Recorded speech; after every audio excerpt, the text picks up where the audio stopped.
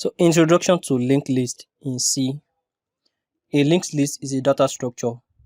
A data structure is nothing but how we organize or store the data in the memory. So a linked list consists of various nodes, and each node contains of two things. So one is the data and the other one is the pointer, which will point to the next node.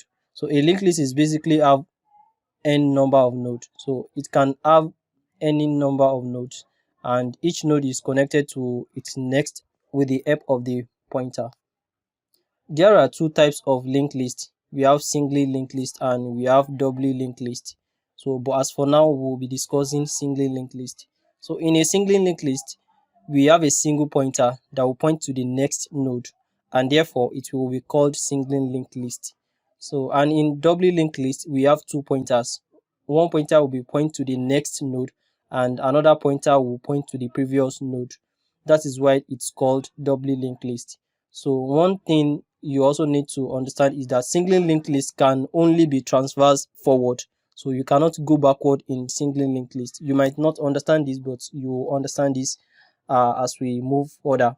So in C programming language, we use structures to create a linked list.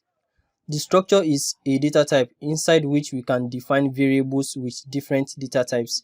We can define variables of type int, character, pointer, string, and the rest of them. That's all right. For creating a linked list, we will define the structure of our linked list using a struct data type, which will represent what a single node in a linked list will look like. And then we will actually create a linked list by assigning memory to use the malloc function. So we'll definitely use malloc function to assign memory, because malloc function assign memory from the heap and not from the stack. So as you know, a memory from the stack will definitely deallocated once a function stopped evaluating. So you understand this as we move further. This could represent the structure of our linked list, which contain two things. First is variable data, which will hold integer value inside it, and the second is struct node pointer p, which will hold a pointer that will point to the next node in the linked list. Here, the struct represents the structure data type, and the node is the name of the structure. So you can give whatever name you want to the structure. Now, you may be having a question, why does the pointer have the same data type as the structure? So reference back to the previous video, you'll understand more. This is called self-referential structure. So the reason behind this is that the node in a linked list are self-referential, which simply means the pointer in a node will point to another node of the same type. So in this case, it's of struct node. Note that after writing this code, the linked list won't be created, nor will any memory be assigned to it. So it's just a template that will define the structure of our linked list. So how our linked list will look like. So now let's write a code to create a linked list by assigning some memory using malloc function. So this particular line of code here, struct node pointer new, which is equal to the struct node, then malloc size of the struct node. So we are using malloc to allocate a memory of size struct node, and we are typecasting it because the malloc will return a void pointer. So we need to typecast it to of type struct node, and we are assigning it to the new node. Here we create a new node which is of the name new, and we are assigning a memory to it, and it's going to store whatever the struct node can store. And in this case, the struct node can store integer data and also a pointer, which will help us to point to the next node in the linked list. So in this line of code, we created a node in a memory followed by a pointer called new, which will be pointing to the newly created node. So previously, while creating a template for our node, we have given its name as struct node. To allocate the memory, we have to find out the size of the data type and then pass it to the malloc function to allocate the memory for it. You understand? So we are using the malloc function to allocate a memory of a specific data type of a specific size, we'll definitely have to use the size of that data type. So then we'll pass it to malloc function so that it can allocate memories to it. Then we'll assign it to the new node. After that, we've created a new pointer called new, and we've assigned the output of the malloc function to the pointer by using the typecasting. The malloc function by default will return void, but our pointer new is of type struct node. Therefore, we have to typecast it. So this is exactly how it look like. Then we'll move to the operations we can perform in our linked list. Here we are, guys. So this is the list we want to create, and the data here is 23, 124, and 44 as an example. The link part of the first node should contain the address of the second node, and the link part of the second node should contain the address of the third node, and the rest of them. The link part of the last node must be null. There must be a pointer which is preferably called the head pointer, because the head pointer must contain the address of the first node of the list. So by using the head pointer, we can access all the nodes in the list.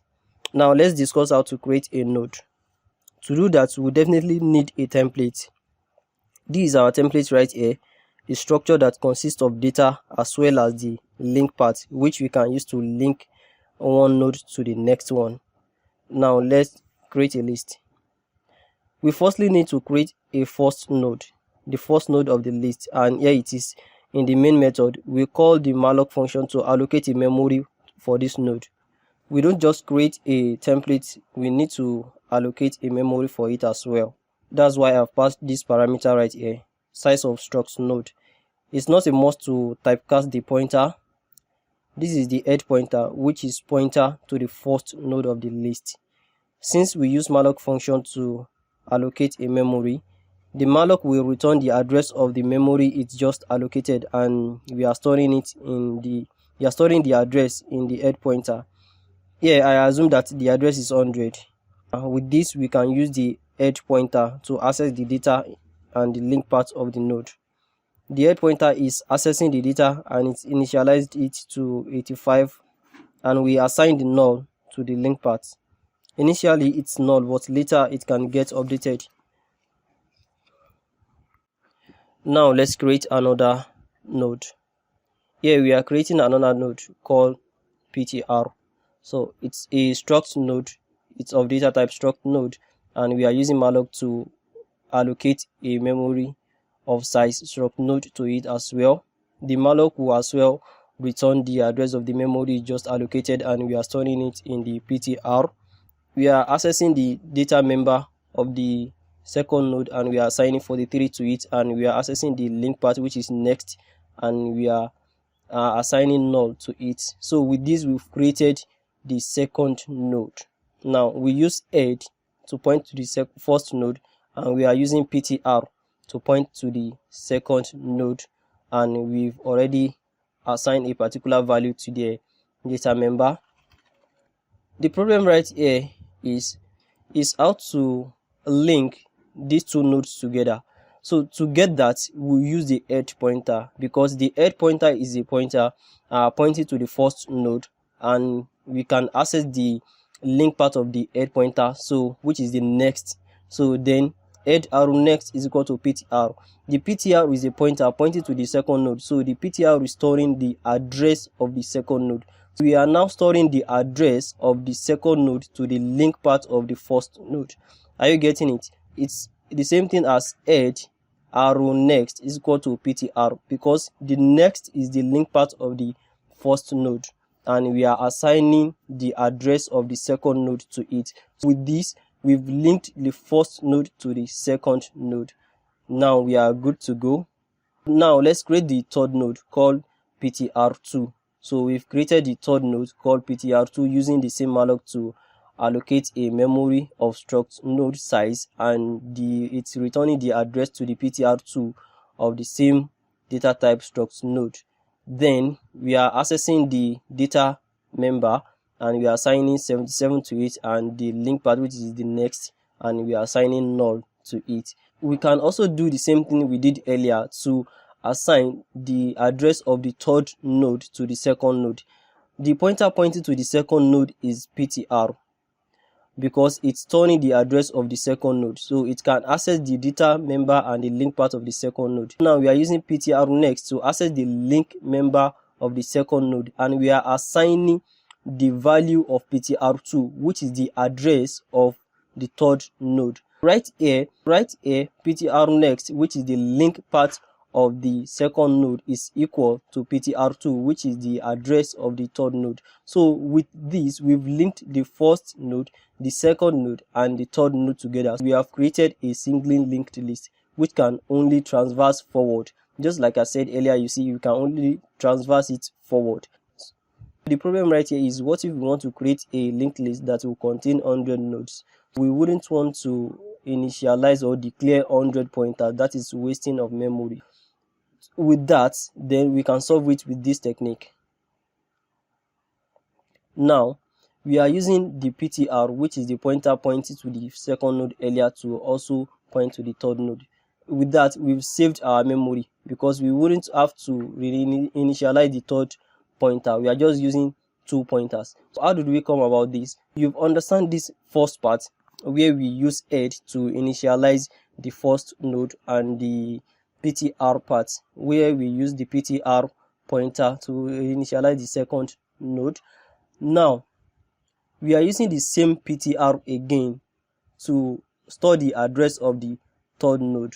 The PTR has already been declared earlier. It was storing the address of the second node, which we initialized 43 to the data type and null to the link part of it, to the next part of it. We use head next to store the address of the second node, where we use the head next to link the first node to the second node. Now we are using the same PTR. Now we are calling malloc again to create a memory of type struct node, and we are assigning the address of that memory the malloc just created to the PTR again. PTR is now storing 300, is no more storing 200. 200 was the previous memory it was pointing to. Now PTR is now storing 300, so it won't be pointing to the second node again. It's now pointing to the third node, not the second node. And we've initialized the data part of the node to 77 and the next part of the node to null. Since we don't have any pointer pointing to the second node, which help us save the memory, we can use the head to initialize this second node, to initialize the next part of this second node to the address of the third node. How? That is where we come about head next.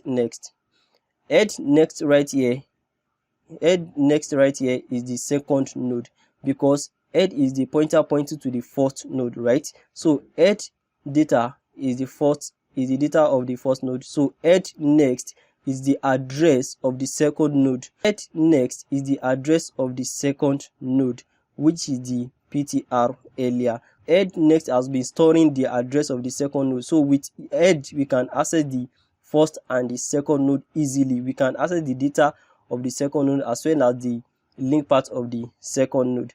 Now, since we can use the head pointer to access the data and the link part of the second node, we can also use the same head to initialize the address of the third node to the link part of the second node. That is what we did here. So head next is the second node. So head next is the link part of the second node. So now we are assigning the address of the third node, which is PTR, to the link part of the second node. Since head next is the second node, head next is the link part of the second node, and we are initializing it with value of PTR, which is the address of the third node. So now we are initializing the link part of the second node, the next part of the second node, to the address of the third node. With this, we've already connected the first node, second node, and the third node together without having to create 3 different pointers. With this, we can create 20 different nodes and we just only 2 pointers.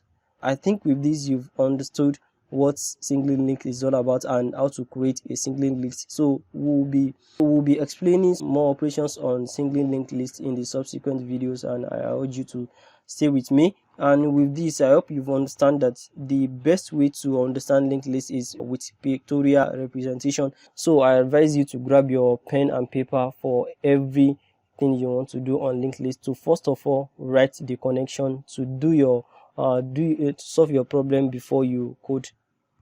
So I advise you, for anything you want to do on linked list, to first of all grab your pen and paper, then solve your problem before writing the code. Thank you.